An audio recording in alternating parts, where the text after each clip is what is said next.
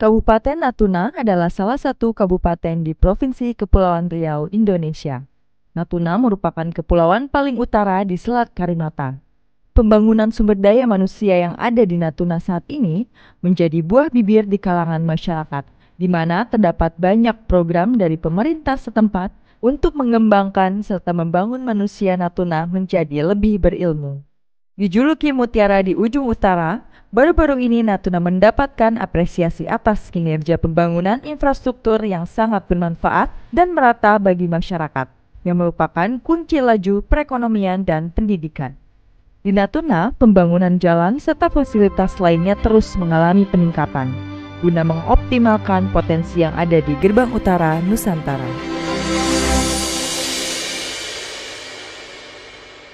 Halo pemirsa, saya saat ini sudah berada di Kabupaten Natuna dan salah satu lokasi saya ini ada di sekolah unggulannya yaitu SMA Negeri 1 Bunguran Timur. Di sini saya akan bertemu narasumber saya yaitu Bupati Natuna, Pak Wan Siswandi untuk membahas bagaimana kemajuan pengembangan sumber daya manusia di sini melalui pendidikan dan juga pengembangan infrastrukturnya. Mari kita masuk ke dalam.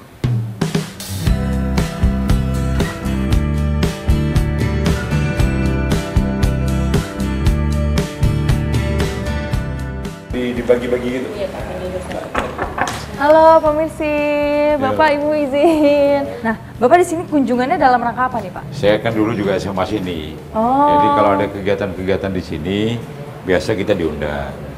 Ini kebetulan juga ada beberapa hal yang kita mau ninjau di sini ya. Saya pikir demikian. Bapak ini sebagai alumni di sini bagaimana Pak perasaannya Pak? Bagus. Saya juga bangga dulu SMA-nya kayak gini, nggak tingkat 2 kayak gini, satu banyak perkembangan lah.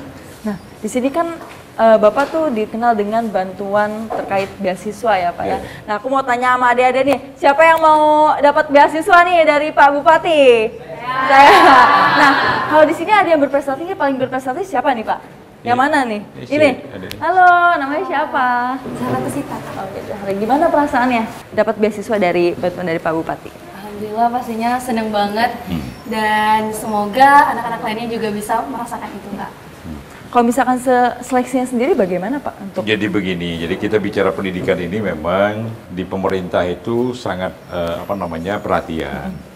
Jadi diantaranya SD SMP itu biaya pendidikannya kita tanggung. Kemudian tahun depan itu seragam sekolahnya kita tanggung. Nah untuk SMA ini kan tanggungannya provinsi. Tapi tidak terlalu kemungkinan kalau yang bisa kita bantu, kita bantu. Nah yang kita bicara ini nanti kan setelahnya SMA ini. Nah itu kami dari pemerintah daerah sudah melakukan kerjasama dengan beberapa perguruan tinggi, kemudian dengan kementerian. Kenapa kita buat begitu? Karena keterbatasan anggaran. Jadi karena anggaran kita kurang, maka kita kerjasama dengan perguruan tinggi perminyakan di Cepu. Itu ada anak-anak kita di Natuna ini 8 orang gratis. Itu sekolah perminyakan, susah masuk itu. Kemudian ada juga di Universitas Pertamina, tahun kemarin itu ada 15, tahun ini juga 15. Sekitar 4 hari yang lalu kita lepas keberangkatannya, itu pesawatnya, pendidikannya, asramanya, makannya, semua dibiayai. Nah kemudian dari Telkom juga ada, kemudian dari Sekolah Teknik Perkapalan Surabaya juga ada, kemudian dari Universitas Esa Unggul juga ada, dari PLN juga ada, kemudian ada dari BMKG dan seterusnya lah. Nah, kemudian ada juga ini karena medis mungkin ada kepingin adik cita-cita di medis. Kita ada kerjasama dengan Menteri Kesehatan. Itu ada gratis untuk kuliah dokter. Jadi itu yang sudah keterima hari ini, bukan cerita nanti, tapi hari ini itu sudah 11 orang. Kemudian kalau dia mau ke dokter spesialis, itu juga sudah ada kerjasama dengan kementerian 20 orang. Tahun ini kita kirim 13 orang. Jumlah totalnya lebih kurang 130. Oh, itu untuk yang kedokteran itu Pak? Semuanya tergabung. Oh, semuanya. Ya. Untuk bantuan yang Bapak berikan nih ada persyaratannya nggak Pak bagi siswa-siswa ini? Persyaratan yang pertama itu dia putra daerah. Nah yang kedua itu dia kurang mampu. Jadi makanya kita cek kelulusan adik-adik yang ada di Natuna ini, yang baru Pertamina kemarin itu ada anak petani, anak nelayan, kemudian ada pedagang, ya bukan pengusaha ya, pedagang. Kalaupun ada pegawai itu anak bapaknya honor, kira-kira begitu. Di samping masalah prestasi juga tentunya kita lihat kemampuan orang tua. Jadi jangan sampai anak bupati lulus, anak Paseda lulus, anak kepala dinas lulus, camat seterusnya kira-kira begitu. Jadi kita peruntukan khusus kepada orang tua yang kebetulan kurang mampu. Saya pikir begitu. Nah, tadi kan selain siswa, lalu dokter ya Pak, ada juga guru yang di sini belum S1. Itu bekerja samanya dengan siapa dan bagaimana proses penerimaan beasiswanya itu Pak? Jadi begini, jadi bicara guru itu ada aturan yang terakhir itu, guru itu harus S1. Nah, makanya kita bagi guru yang belum S1, kita kerjasama dengan perguruan tinggi yang ada di sini. Itu yang ada di sini ini ada STAI, Sekolah Tinggi Ilmu Agama Islam. Nah, yang penting dia S1, ini syarat minimal, nah itu kita tanggung dari Pemda. Itu sudah kita lakukan. Nah, mungkin harapannya nih Pak untuk adik-adik ke depannya yang mengharapkan beasiswa juga dan program Bapak ini berjalan dengan lancar, itu bisa disampaikan Pak? Harapan kita sama adik-adik tentunya memang yang pertama itu belajar serius, dan ini juga memang tujuannya sementara ini tidak punya tujuan lain kecuali memang untuk belajar, tapi tentu juga ditumpangi dengan hal lain. Kemudian juga kami dari pemerintah tentunya sudah memberi peluang beberapa tempat. Nah, daripada kita tes ke Cepu, harus ke Jawa Tengah, kemudian harus tes ke Pertamina dan kemana-mana. Nah, selama ini tesnya di sini. Tinggal bersaing sesama di sini, syaratnya harus KTP di sini. Jadi kita udah beri ruang itu, mudah-mudahan nanti ke depannya. Dan ini mudah-mudahan berkelanjutan terus. Dengan syarat ya kita harus lanjut juga, kira begitu.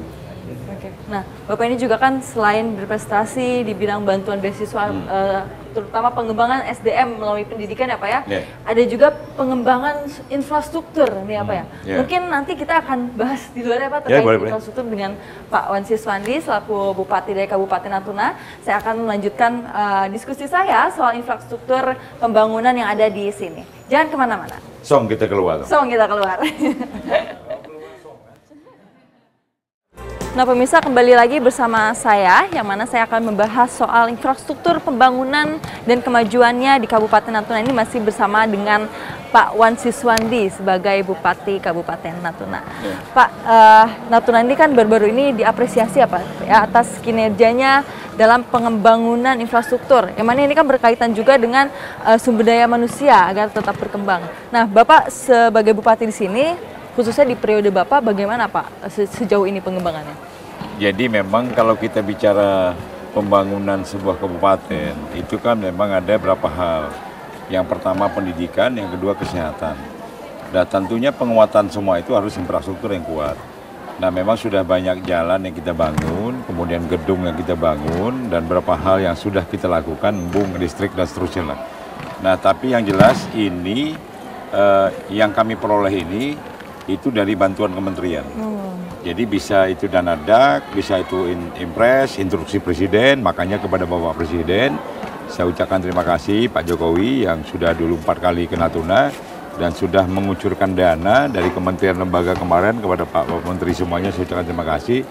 Itu jumlahnya 2023 kemarin 950 miliar. Nah tentunya juga saya berharap selamat kepada Pak Prabowo yang sudah terpilih juga jadi presiden. Mudah-mudahan beliau kunjung ke Natuna, karena Natuna ini daerah pertahanan. Jadi pertahanan, kebetulan beliau dari presiden yang dari sangat paham dengan masalah pertahanan. Tentunya ke depan itu kami sangat membutuhkan infrastruktur yang lebih kuat. Karena kebutuhan hari ini kalau bicara air itu tidak hanya sekedar untuk masyarakat. Tapi TNI Polri juga cukup banyak di sini. Kemudian kalau kita bicara masalah internet, jaringan semuanya, juga dibutuhkan TNI Polri dan masyarakat. Kemudian kalau kita bicara pertahanan, ya sebagus apapun pertahanannya, tapi tidak didukung dengan listrik, kemudian dengan infrastruktur yang kuat, jalan seterusnya, saya pikir memang agak kurang bagus. Tapi sejauh ini sudah bagus, tinggal nanti penguatan dari Bapak Presiden ya, kepada Pak Prabowo. Kami berharap agar beliau lebih memperhatikan Natuna lah, karena kami memang butuh itu untuk penguatan infrastruktur yang menunjang daripada pertahanan ya, kemudian ekonomi ya, kemudian pendidikan ya. Sebagai contoh, kalau ke sekolah tentu butuh jalan yang bagus. Kemudian kita ke Puskesmas, gedungnya bagus, semuanya bagus, jalan juga harus bagus. Jadi memang harus ada keterkaitan semua itu. Dan anggaran kami, pemerintah Kabupaten Natuna ini kan berkurang. Jadi setahun itu APBD itu murni tidak ada DAK dan semuanya itu sekitar 900 miliar. Sementara PAD kami itu jumlahnya 50 miliar. Kemudian kemarin pernah juga naik sekitar 100 miliar, tapi sekarang turun lagi 50 miliar.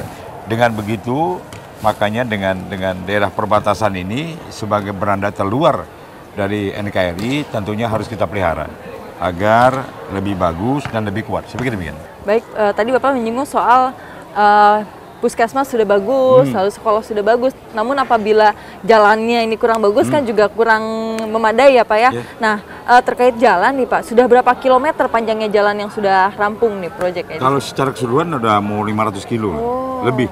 Tapi dia tidak hanya satu tempat. Tapi dia ada di Pulau Serasan, ada di Pulau Bunguran, ada di Bunguran Timur, Bunguran Tengah. Nah sama dengan bicara kesehatan. Kesehatan itu kita harus tuntas. Jadi masyarakat Natuna ini semuanya sudah kita biayai. Kemudian mau berobat ke Batam itu kalau ada rujukan itu juga sudah ada biaya tiketnya, ongkosnya. Di Batam sudah ada rumah singgah juga. Ambulan juga ada. Nah di semua kecamatan saya baru bagi kemarin 8 unit ambulan baru. Kemudian ditambah dengan yang dulu untuk melengkapi di setiap kecamatan. Kemudian Puskesmas keliling di laut juga sudah ada. Karena pulau tadi, jadi ketika dia mau rujukan ke ibu kota kabupaten, ada beberapa hal yang belum bisa diobati, itu sudah ada puskesmasnya juga, puskesmas laut tentunya. Kemudian bicara masalah infrastruktur lain juga sama, ada juga kecamatan yang baru dimekar kemarin, itu baru kita berdiri kantor camat, tapi nanti puskesmasnya kita usul kementerian, biasanya begitu. Kemudian ada beberapa hal ambulan dan kelengkapannya kita harus sharing, tanahnya di kita. Kemudian ada berapa? Nah, yang juga tidak ada kalah pentingnya di kami Natuna ini karena daerah perbatasan, TNI banyak di sini, Polri di sini. Nah, itu tanahnya kita hibah. Baik, ini nanti kan Natuna ini disebut sebagai bagian terluar Indonesia ya Pak, yang mana sebetulnya ini merupakan beranda NKRI. Apa kesulitan dalam membangun infrastruktur yang mana ini kan cukup jauh dari pusat gitu Pak?